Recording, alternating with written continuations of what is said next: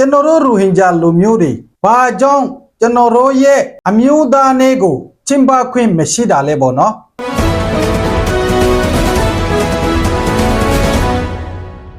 Assalamu alaikum အားလုံးပဲမင်္ဂလာပါ Arkan Daily News မြန်မာပိုင်းကနေပြန်လည်ကြိုဆိုလိုက်ပါတယ်ကျွန်တော် Arkan Daily News ရဲ့ editor ကိုမေယိုကိုအဗ္ဒူလာဖြစ်ပါတယ်ဒီကနေ့ကျွန်တော်တို့ရိုဟင်ဂျာလူမျိုးရဲ့အမျိုးသားနဲ့ပတ်သက်ပြီးအနည်းငယ်ဆွေးနွေးရှင်ပါတယ်အထူးသဖြင့်ကျွန်တော်မိကွန်းထောက်ရှင်တာကကျွန်တော်တို့ရိုဟင်ဂျာလူမျိုးတွေဘာကြောင့်ကျွန်တော်တို့ရဲ့အမျိုးသားနဲ့ကိုချင်ပါခွင့်မရှိတာလဲပေါ့နော်အခုတနာကကျွန်တော် Arkan Bay News သတင်းဌာနရဲ့ Facebook စာမျက်နှာပေါ်မှာသတင်းထပ်ပေါ်ကိုဖက်လိုက်ရပါတယ်အဲ့ဒီသတင်းထပ်ပေါ်ကဘာလဲဆိုလို့ရှိရင်မောင်တော်မျိုးနယ်တွင်15ကြိမ်မြောက်တက္ကမအမျိုးသားနဲ့ကိုစေကထိုင်မိုက်စွာချင်ပါဆိုတဲ့ခေါင်းစဉ်ထည့်ထားပြီးတော့သတင်းကိုရေးတာကိုတွေ့ရပါတယ်ဆိုတော့အောက်မှာဘလို့ရေးထားလဲစဖက်မယ်ရခိုင်ပြည်နယ်မောင်တော်မြို့နယ်တွင်ယနေ့ဇန်နဝါရီလ9ရက်နေ့၌ကြာရောက်သော15ကြိမ်မြောက်ဒိုင်နာခေါ်တက္ကမအမျိုးသားနှင့်အခမ်းအနားကိုစေကထိုင်မိုက်စွာ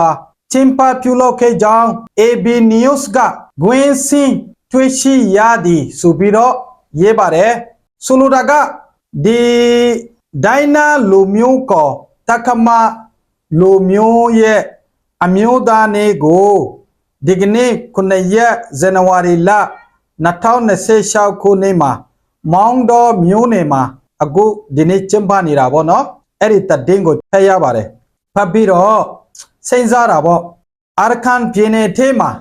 ကျွန်တော်တို့မြန်မာနိုင်ငံထဲမှာမေဒီနဲ့ထိုင်နေကြတဲ့တိုင်းရင်းသားလူမျိုးတွေသူတို့ရဲ့အမျိုးသားနဲ့ကိုချင်ပါခွင့်ရှိပါတယ်ကျွန်တော်တို့ရိုဟင်ဂျာလူမျိုးကြတော့ကျွန်တော်တို့ရဲ့အမျိုးသားနဲ့ကိုချင်ပါခွင့်ဘာကြောင့်မရတာလဲမရဘူးလေတခါမှမရဘူးကျွန်တော်တို့ရိုဟင်ဂျာလူမျိုးမှာလည်းအမျိုးသားနဲ့ရှိပါတယ်ကျွန်တော်တို့ရိုဟင်ဂျာလူမျိုးရဲ့အမျိုးသားနဲ့ကဇန်နဝါရီလ3ရက်နေ့တိုင်းဖြစ်ပါတယ်မြန်မာနိုင်ငံရဲ့ပထမဆုံးတမဒါဆောက်ရွှေတိုက်ကကျွန်တော်တို့ရိုဟင်ဂျာလူမျိုးကိုဒါနဲ့ထိုင်းသားဖြစ်သတ်မှတ်ပေးခဲ့တာသမိုင်းထဲမှာရှိတယ်လေမြန်မာနိုင်ငံရဲ့လွတ်လပ်ရေးကျင်းညာစာတမ်းဖတ်တဲ့နေရာမှာ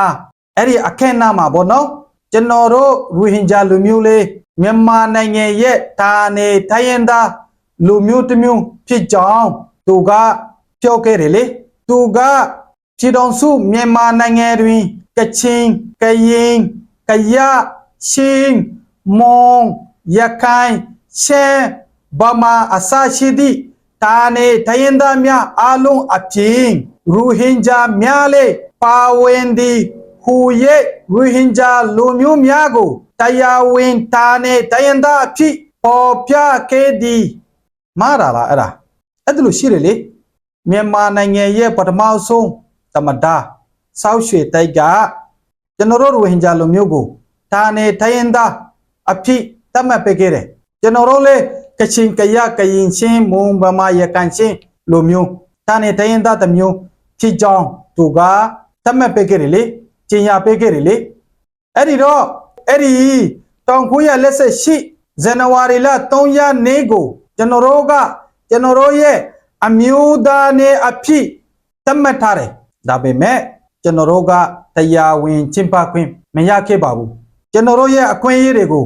ဘေးပေတာချင်းခံရတယ်မျက်ခွေပြူချင်းခံရတယ်တူပဲလေအခုထက်လာတဲ့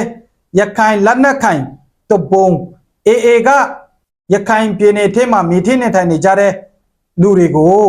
တိုင်းရင်းသားဘောင်းစုံတွေကိုအခွင့်အရေးတွေပေးတယ်အကာအကွယ်တွေပေးတယ်ဆိုပြီးတော့နိုင်ငံတကာကိုလေပြောဆိုတာတွေရှိတယ်တကယ့်မြေပြင်မှာကျင်းမယ်ဆိုလို့ရှိရင်ကျွန်တော်တို့ရိုဟင်ဂျာတွေရဲ့အခွင့်အရေးတွေကိုဘေးပေထားတယ်မျက်ခွေပြူချင်းခံရတယ်ကျွန်တော်တို့ရိုဟင်ဂျာလူမျိုးတွေကျွန်တော်တို့လူမျိုးရဲ့နာမည်ကိုတောင်ခေါ်ပိုင်ခွင့်မရှိဘူးကျွန်တော်ကရိုဟင်ဂျာလူမျိုးလို့ပြောလာတယ်ဆိုလို့ရှိရင်အဲ့လိုကိုတပ်ပလိုက်မယ်ဒါတကယ်ပဲ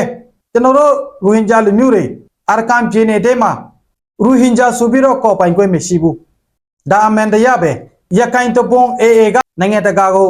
လိန်လေပြီးတော့ပြောကြတယ်အာရကန်ပြည်နယ်ထဲမှာမိထင်းနေတဲ့နေကြတဲ့တိုင်းရင်းသားဘောင်းစုံတွေကိုငါတို့ကအခွင့်အရေးတွေပေးကြတယ်ကွဲခြားဆဆင်မှုတွေမလုပ်ဘူး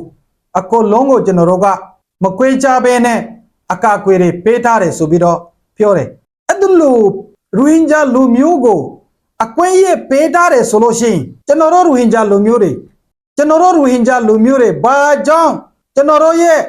အမျိုးသားနေကိုကျင်းပခွင့်မရှိတာလဲပေါ့နော်ဒါမေးခွန်းတောက်ရှင်ပါတယ်နောက်တစ်ခုကကျွန်တော်တို့ရိုဟင်ဂျာလူမျိုးကိုဘေးပေထားမယ်ဆိုလို့ရှိရင်အာရကန်ပြည်ကြီးက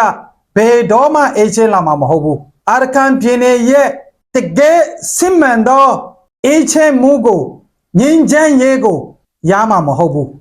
ဟုတ်တယ်လေကျွန်တော်တို့ရဲ့အခွင့်အရေးကိုမရမချင်းကျွန်တော်တို့လူမျိုးတွေကလက်လျှော့မှာမဟုတ်ဘူးလေကျွန်တော်တို့လူမျိုးတွေကလေစူးစမ်းမှာပေါ့ကိုယ့်ရဲ့အခွင့်အရေးတွေကိုရဖို့အတွက်